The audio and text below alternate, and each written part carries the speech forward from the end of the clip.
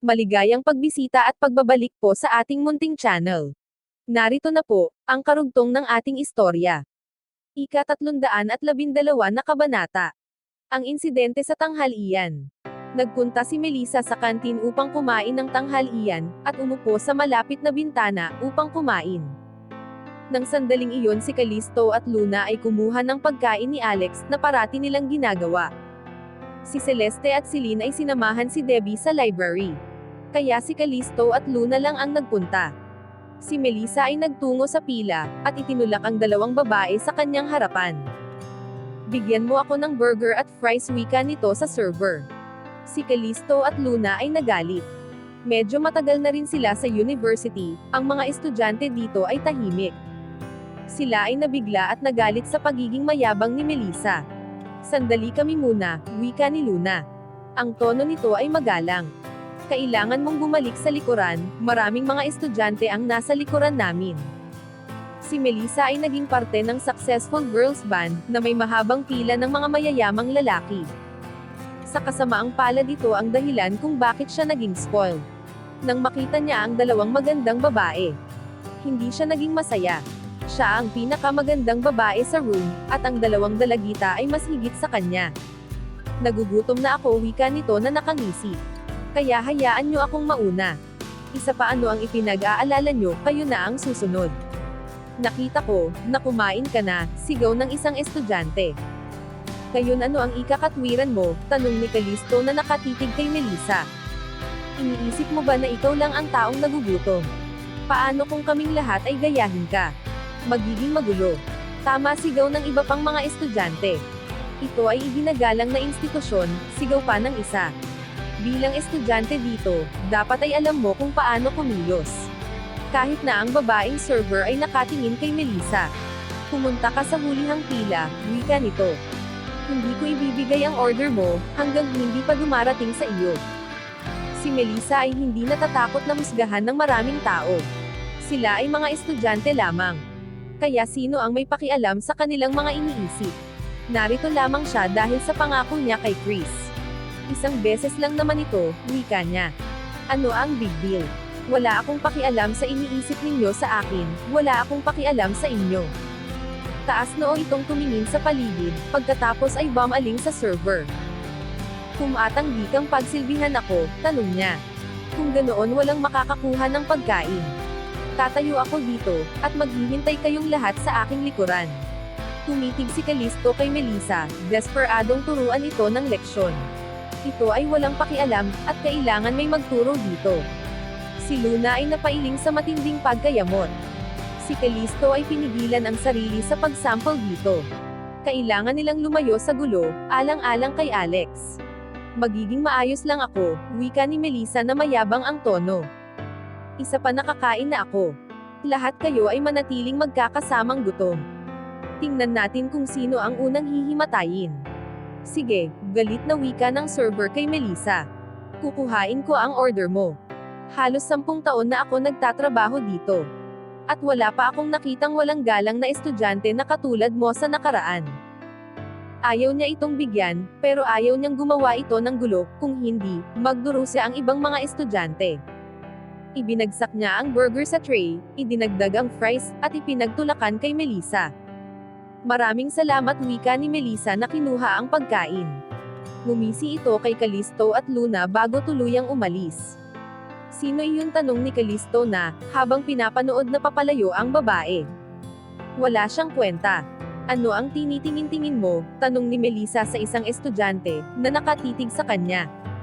Lumabas siya na may masayang pakiramdam. Masaya talaga siya sa pambubuli ng mga tao. Nang patungo ito kay Alex, inalis nito ang ngiti sa kanyang mukha. Alex, dinalahan kita ng tanghalian, wika nito, na hawak ang burger. Talagang mukhang abala ka, kaya kailangan mong kumain, upang mapanatili ang iyong lakas.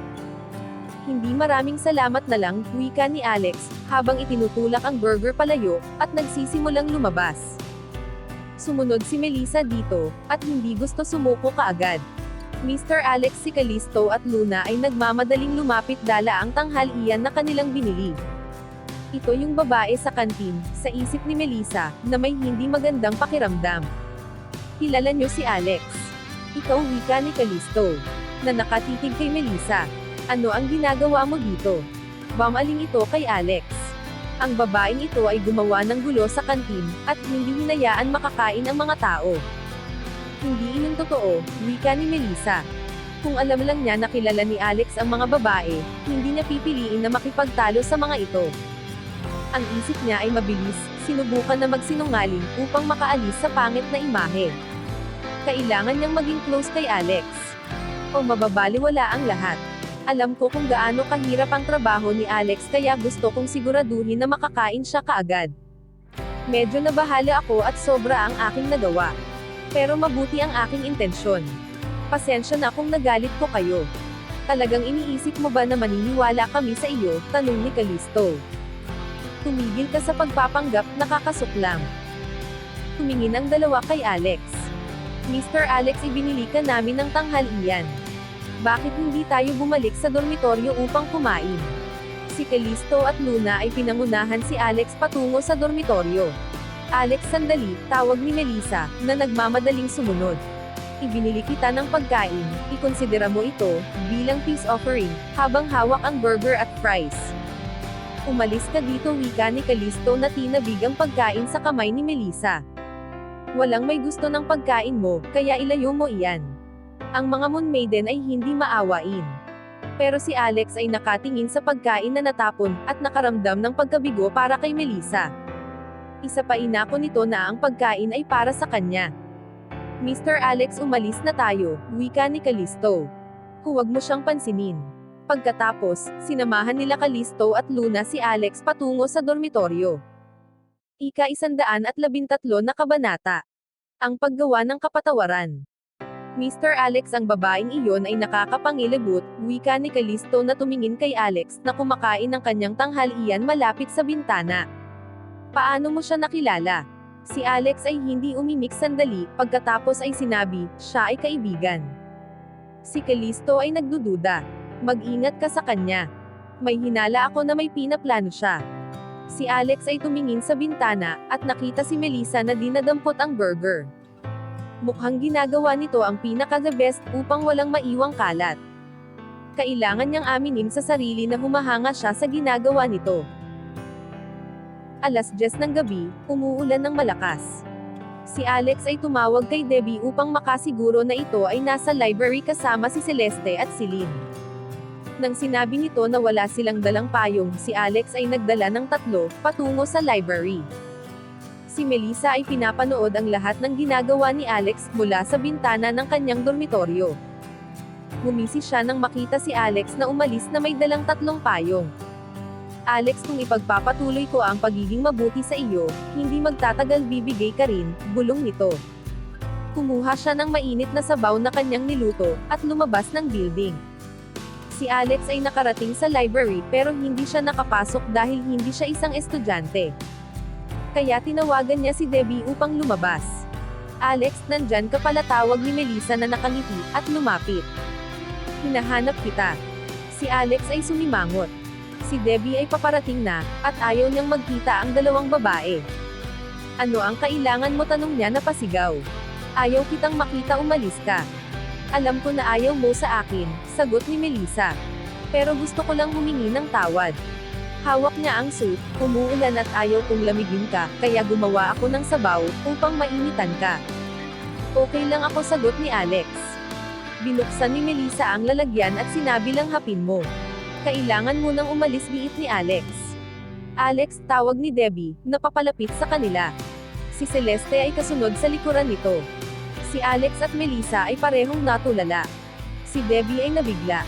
At napatigil ito sa kanyang kinatatayuan, na nakatingin kay Melissa. Pagkatapos makarecover ni Debbie sa kanyang alaala, sinabi lahat ni Alex ang nangyari. Sinabi niya na si Melissa ang responsibilidad sa pagsundo ni Lou Rock sa kanya, sa airport. At sinabi niya na muntik na siyang patayin nito. Debbie, kamusta? Tanong ni Alex, na iniakbay ang kamay sa balikat nito. Si Melissa ay nakatingin sa kanila. Hindi niya alam na si Debbie ay nasa Baltimore. Sa huli niyang narinig, si Debbie ay nawawala. Ngayon ay naiintindihan na niya kung bakit nagtatrabaho si Alex bilang security guard. Alam ni Melissa na galit sa kanya si Debbie. Kaya galit din si Alex sa kanya. Imposibleng magawa ang mga planong ipinayo ni Chris sa kanya. Debbie, ikaw nga, wika ni Melissa, na lumapit dito. Patawarin mo ako sa mga nangyari. Hindi dapat ako nakinig sa mga kasinungalingan ni Lurok. At naramdaman ko na napakasama ng aking ginawa. Pakiusap, hayaan mong humingi ako ng tawad. Lumayas ka, wika ni Debbie. Ayaw kitang makita. Pinatawad na niya ito dati, pero tinridor muli siya. Wala itong awa sa babae, at ayaw na niyang makarinig ng pagkukunwari na paumanhin ito. Debbie, pakiusap, bigyan mo pa uli ako ng isa pang pagkakataon, wika ni Melissa na kinuha ang kamay ni Debbie. Humihingi talaga ako ng paumanhin. Sinabi na ni Debbie na umalis ka na, wika ni Celeste. Kaya bakit ka pa narito? Hindi niya alam ang buong istorya, pero masasabi niya na sinaktan ni Melissa si Debbie. Nainis siya at itinulak si Melissa. Bumagsak ito, at ibinato ang isang payong. Si Melissa ay bumagsak sa gawing kanan ng putikan. Nabasa ang damit at bumuhos ang malamig na ulan sa kanyang katawan. Debbie, pakiusap, patawarin mo ako, pagmamakaawa nito. Nagkamali ako, hindi ako dapat naging masama sa iyo sa talent show, at hindi ko dapat pinalitan ang numero ni Alex, hindi ako dapat pumayag na kuhain ka ni Lurok. Marami akong oras na nag-isip. At nahihiya ako sa mga ginawa ko. Pakiusap, bigyan mo ako ng isa pang pag-asa. Si Melissa ay nanatiling nakaluhod at kumukurap. Mukha itong kaawa-awa. Si Debbie ay naalala ang training nila ni Melissa noong parte pa sila ng Dream Chaser. Bagaman araw-araw siya nitong binubuli, sila ay bandmate, at marami silang pinagsamahan. Noong si Debbie ay nasa ospital, siya ay inasikaso nito. Malambot ang puso ni Debbie, at ayaw niyang makita si Melissa ng katulad nito. Nagpasya siya na bigyan muli ito ng pagkakataon. Tumayo ka, wika nito. Basang-basa ka na. Yumuko ito upang tulungan itayo si Melissa. Ibig sabihin ba ay pinapatawad muna ako? Tanong ni Melissa na hindi makapaniwala. Oo, sagot ni Debbie na tumango. Tumayo ka na. Maraming salamat, wika ni Melissa, at hinayaan na tulungan siya ni Debbie na tumayo. Tumingin siya kay Alex, at tinanong, mapapatawad mo rin ba ako? Sinigawan niya ito. Paano niya mapapatawad ito sa mga kasamaan na ginawa nito kay Debbie? Alex, hayaan muna, wika ni Debbie. Lumapit ito at iniyakap ang mga kamay. Lahat iyon ay nakalipas na, kailangan nating mag-move on. Pwede ba napatawarin mo siya para sa akin? Walang nagawa si Alex na tumingin dito. Si Debbie ay masyadong mabait, pero paano siya makikipagtalo dito? Sige, sagot ni Alex na masama ang loob. Mula ngayon, magkakaibigan na tayo, wika ni Debbie kay Melissa. Pwede munang ihinto ang guilty mong pakiramdam. Maraming salamat, sagot ni Melissa, na ngumiti dito. Maraming salamat sa pagpapatawad mo sa akin. Iniabot niya ang sabaw na kanyang ginawa kay Debbie. Gumawa ako ng maanghang na lentil soup upang mainitan kayo. Kailangan muna natin magpalit ng tuyong damit kung hindi magkakasakit tayo, wika ni Debbie, na kinuha ang kamay ni Melissa, at pinangunahan ang pagpunta sa dormitory. Si Alex ay naglakad sa likuran nila.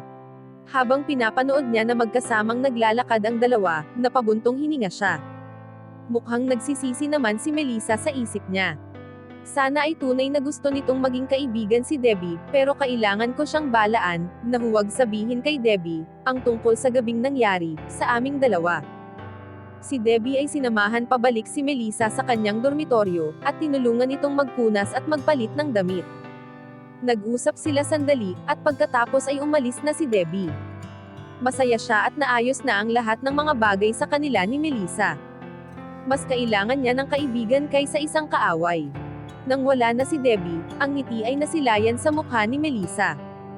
Hinayaan nila akong lumuhod sa ulan, bulong niya. Pwede akong magkasakit.